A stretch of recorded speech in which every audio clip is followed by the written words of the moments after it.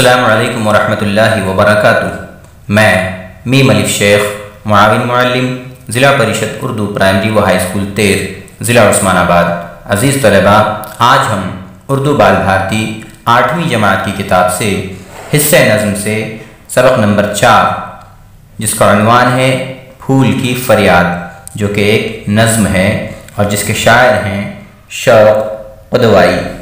तो आइए आज हम उनकी इस नज़्म को पढ़ें।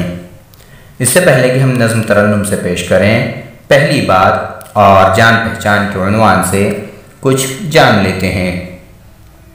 इस दुनिया में मौजूद तमाम इंसानों और चीज़ों का मुक़द्दर यही है कि वो अपनी ज़िंदगी की मियाद पूरी करके एक दिन ख़त्म हो जाते हैं। बाग में खिले हुए फूलों को देखकर हमारा जी चाहता है कि वो हमेशा इसी तरह महकते रहें, मगर ये मुमकिन नहीं। कभी वो सूख कर मुरझा जाते हैं या कोई उन्हें तोड़ लेता है। ज़िंदगी की इसी हकीकत को शायर ने ज़ैल की नज़्म में पेश किया है। अज़ीज़ तलबा, हम जानते हैं कि दुनिया में आने वाला हर शख्स एक दिन इस दुनिया से फ़ना हो जाता है। इस दुनिया से उसे कूच करके मौत के मुँह से निकल जाना होता है। अल्लाह तबारक व तआला ने भी कुरान मजीद के अंदर फरमाया, कुल्लु नफ्सिन ज़ाइक़तुल मौत, कि हर जी नफ्स को, हर जी रूह को, हर जिंदा शय को एक दिन फ़ना होना है, मौत का मज़ा चखना है। इसी बात को बयान करने के लिए शायर ने फूल की फ़रियाद की नज़्म लिखी है। लिहाजा आइए उन शायर महतरम का हम तारुफ जान लें। शौक़ क़ुदवाई का नाम शेख अहमद अली था। वो 1853 ईस्वी में उत्तर प्रदेश के कस्बा जगूर ज़िला बाराबंकी में पैदा हुए। उन्होंने बदायूं और रामपुर में तालीम हासिल की। प्रतापगढ़ और भोपाल में वो मुख्तलिफ ओहदों पर फायज रहे। शौक़ क़ुदवाई एक फ़ितरी शायर थे जिन्हें ज़ुबान व बयान पर कुदरत हासिल थी।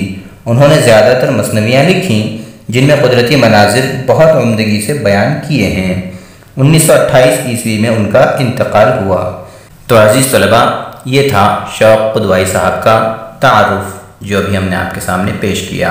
तो आइए उनकी इस नज़्म को हम तरन्नुम से पढ़ें। क्या ख़ता मेरी थी ज़ालिम, तूने क्यों तोड़ा मुझे। क्या ख़ता मेरी थी ज़ालिम, तूने क्यों तोड़ा मुझे। क्यों न मेरी उम्र ही तक शाख पर छोड़ा मुझे। जानता अगर इस हंसी के दर्दनाक अंजाम को, जानता अगर इस हंसी के दर्दनाक अंजाम को, मैं हवा के गुदगुदाने से न हंसता नाम को।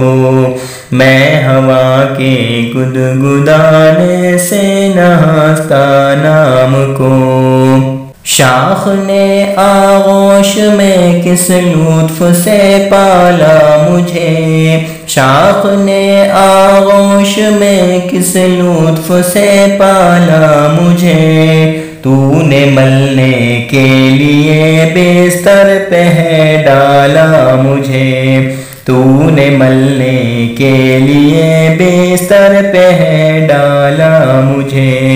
मेरी खुशबू से बसाएगा बिछौना रात भर। मेरी खुशबू से बसाएगा बिछौना रात भर। सुबह होगी तो मुझे तू फेंक देगा खाक पर। सुबह होगी तो मुझे तू फेंक देगा खाक पर।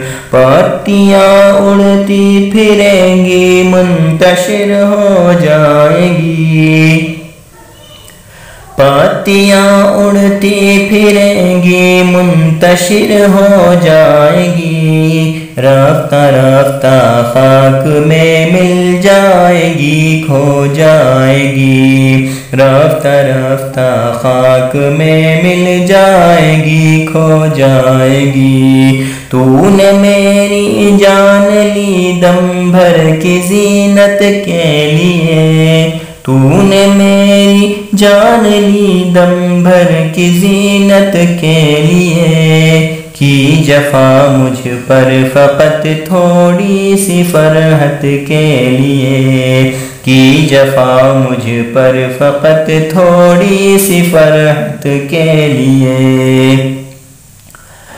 देख मेरे रंग की हालत बदल जाने पे है, देख मेरे रंग की हालत बदल जाने पे है। पाती पाती हो चली बेआब मुरझाने पे है, पाती पाती हो चली बेआब मुरझाने पे है।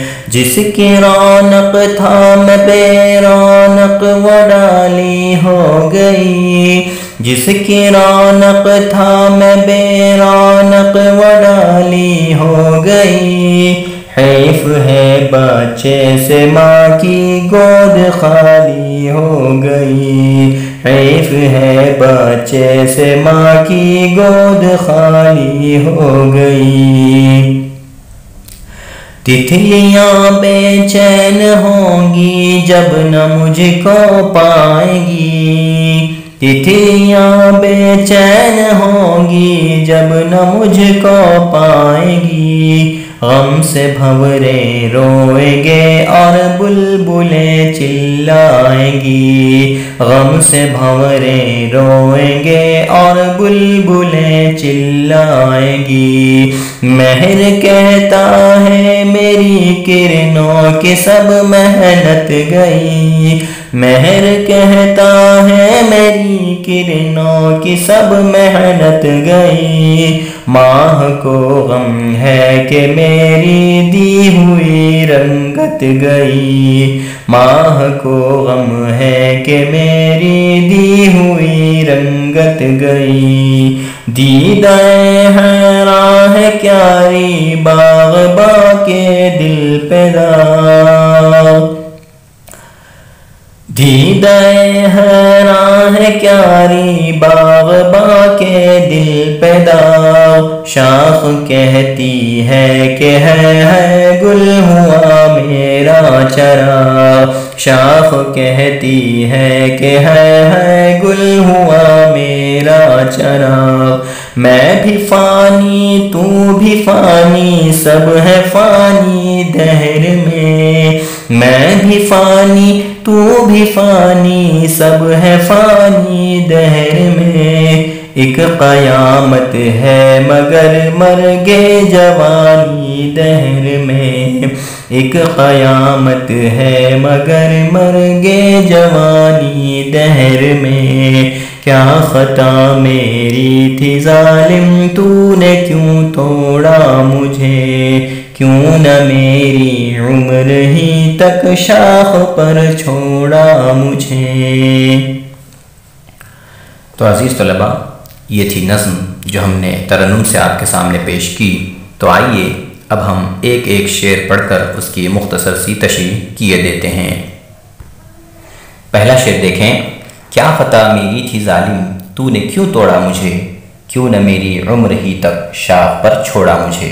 शायर एक फूल की आप बीती यहाँ पर बयान कर रहा है और शायर फूल की ज़ुबानी इस बात का इजहार कर रहा है, इस गम का इजहार कर रहा है, एक शिकवे का इजहार कर रहा है उस तोड़ने वाले से कि जिसने उस फूल को तोड़ा है। तो फूल गोया होता है अपने तोड़ने वाले से, मुखातिब होता है और कहता है कि ओ जालिम, मेरी ऐसी क्या ख़ता थी कि जिसकी वजह से तूने मुझे शाख से तोड़ा और मुझे क्यों न तूने अपनी उम्र भर तक शाख पर रहने नहीं दिया। कि मैं तो एक फूल हूँ, खिलता हूँ तो चंद रोज़ की मेरी ज़िंदगी होती है, उसके बाद मैं ख़ुद ही मुरझा जाता हूँ। मेरे मुरझाने से पहले ए जालिम तूने मुझे क्यों तोड़ा, गोया तूने मेरी जवानी ही में मेरी जान ले ली है। ए जालिम बता कि मेरी ऐसी क्या ख़ता थी, मैंने क्या ऐसा जुल्म किया था, मैंने क्या ऐसी गलती की थी कि जिसकी सज़ा तूने मेरी जान लेकर मुझे दी है। अगला शेर देखें। जानता अगर इस हंसी के दर्दनाक अंजाम को, मैं हवा के गुदगुदाने से न हंसता नाम को। कि ओ जालिम, सुन इस बात को कि अगर मुझे पता होता कि मैं जो इतना मुस्कुरा रहा हूँ, इस मुस्कुराने पे मुझे ऐसी सज़ा मिलने वाली है कि कोई जालिम हाथ मुझे तोड़ लेगा शाख से, तो यकीनन ये जो हवा मुझे गुदगुदाए जा रही थी और मैं हंसता जा रहा था और खिलता जा रहा था और ख़ुशी से फूला नहीं समाता था, तो हरगिज़ मैं इस बात को बिल्कुल कबूल ही न करता कि हवा मुझे गुदगुदाती, लेकिन मैं उस गुदगुदाने से बिल्कुल हंसता नहीं अगर मुझे इस अंजाम का पता होता कि मुझे जो है खिलते रूप ही में तोड़ लिया जाएगा। अगला शेर देखें। शाख ने आगोश में किस लुत्फ से पाला मुझे, तूने मलने के लिए बिस्तर पे है डाला मुझे। शायर फूल की ज़ुबानी इस शेर में बयान कर रहा है कि एक माँ अपने बच्चे को जिस प्यार से, जिस लुत्फ से, जिस लाड़ से और जिस दुलार से पालती है, उसी लाड़ प्यार और दुलार से शाख ने इस फूल को पाला हुआ है।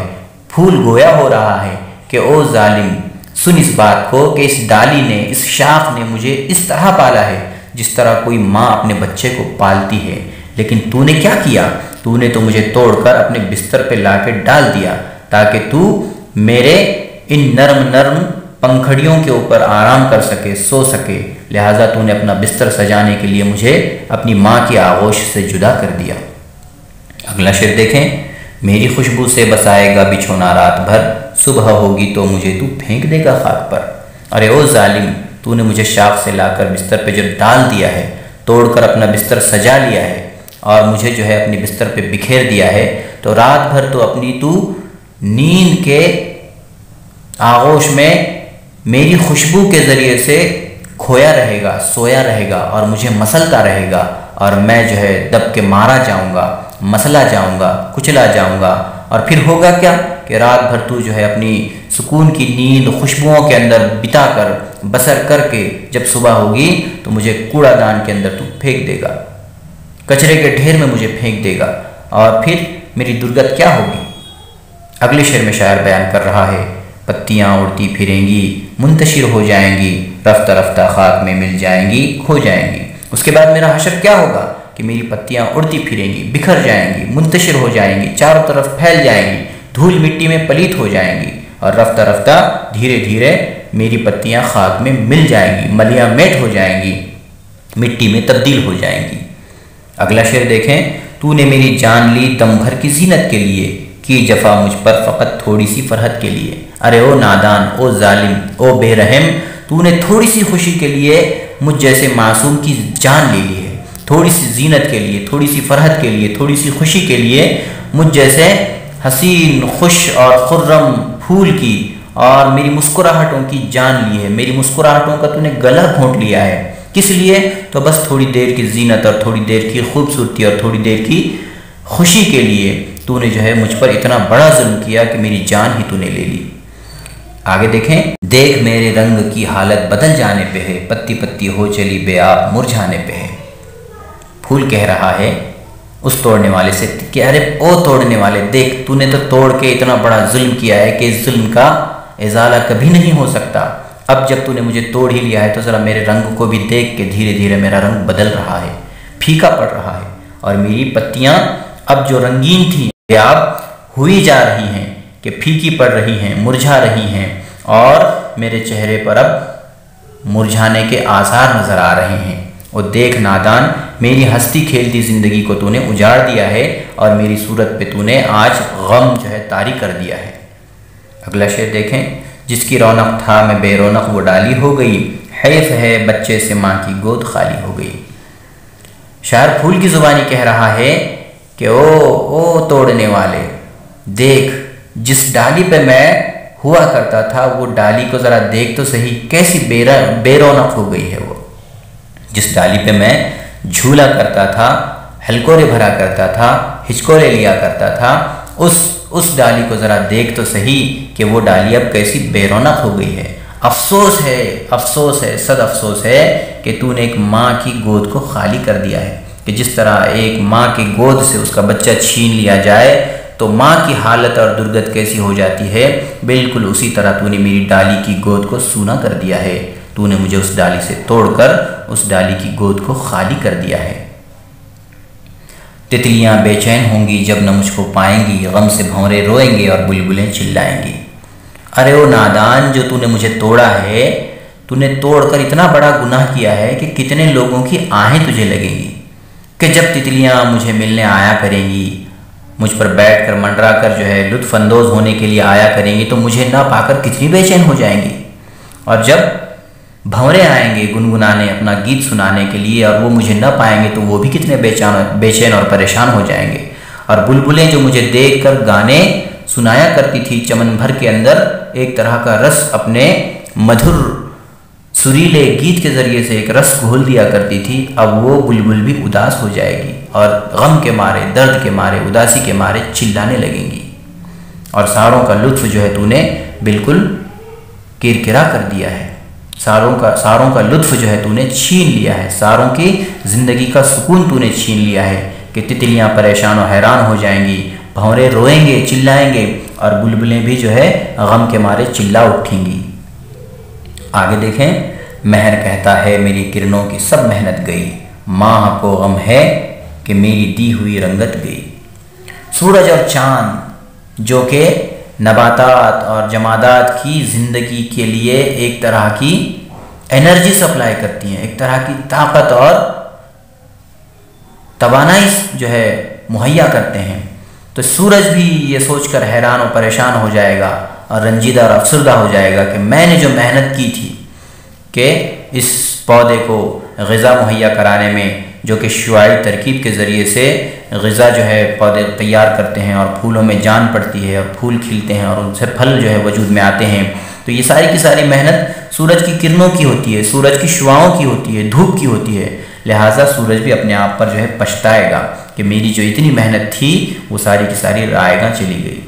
और फिर चाँद का भी किरदार इसमें होता है, रोल होता है कि जो फूलों के अंदर रंग और खुशबुएँ आती हैं, ये सारी की सारी जो है चाँद की चांदनी की वजह से, कि चाँद की जो ठंडक और चांदनी के अंदर जो सुकून पाया जाता है, एक तरह की फरहत पाई जाती है, चाँद की रोशनी के ज़रिए से अल्लाह तबारक व तआला की कुदरत से फूलों में रंग भरे जाते हैं। तो चाँद भी इस बात पर अफसरदा होगा, गमगीन होगा और रंजीदा होगा कि मेरी भी मेहनत जो है रायगा चली गई, कि मैंने जो रंग फूल के अंदर भरे थे वो किसी जालिम ने उस फूल को तोड़कर सारे के सारे रंग छीन लिए और मेरी मेहनत को रायगा कर दिया, ज़ाया कर दिया।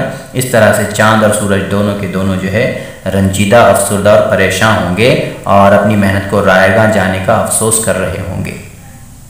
आगे देखें, दीदाए हैरां है क्यारी, बाग़बां के दिल पे दाग, शाख कहती है कि है गुल हुआ मेरा चराग। जो पौधों की क्यारियाँ होती हैं वो भी सारी की सारी इस बात को हैरत से देख रही हैं कि सारे गुलशन की जो रौनक हुआ करती थी, असल रौनक तो फूलों से होती है गुलशन के अंदर। जब तक पौधे होते हैं चमन की तरफ कोई आँख उठाकर देखता भी नहीं है, लेकिन जब चमन में फूल खिल जाते हैं तो परिंदे आ जाते हैं चहचहाने के लिए, और तितलियाँ आ जाती हैं रस पीने के लिए, भौरे आ जाते हैं गुनगुनाने के लिए, और तो और सारे इंसान इस तरफ जो है मुतवज्जा हो जाते हैं कि गुलशन के अंदर फूल खिल उठे हैं। जो फूल सारी मखलूक को अपनी कशिश की वजह से मुतवज्जा किए हुए था, अब वो सारी कशिश ही ख़त्म हो गई कि किसी तोड़ने वाले जालिम ने उसे तोड़ लिया, और गुलशन की तरफ आने वालों के लिए जो बहाना चाहिए था कि गुलशन में फूल खिला हुआ है तो चलो जाकर जो है गुलशन की सैर करें, बाग की सैर करें, फूलों की क्यारियों की सैर कराएं, तो वो बहाना ही जो है ख़त्म हो गया।